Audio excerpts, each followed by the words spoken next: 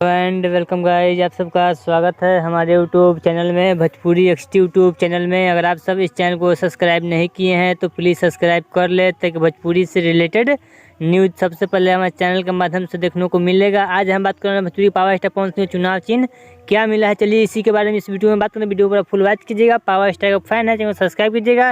बात करते हैं पावर स्टार पवन सिंह, तो पावर स्टार पवन सिंह नामांकन पूरा सक्सेसफुल हो गया। बात करें पावर स्टार पवन सिंह चुनाव चिन्ह, तो पावर स्टार पवन सिंह को चुनाव चिन्ह कैंची चुनाव चिन्ह मिला है। जी हाँ, हमारे डिस्प्ले पर चल रहा है फोटो, वहाँ पे देख सकते हैं पवन सिंह को कैंची छाप चुनाव चिन्ह मिला है। यह काराकाट से पवन सिंह निर्दलीय उम्मीदवार है। पवन सिंह का नामांकन सक्सेसफुल हो गया। पवन सिंह का चुनाव चिन्ह भी मिल गया, जो हमारे डिस्प्ले पर चल रहा है लगातार।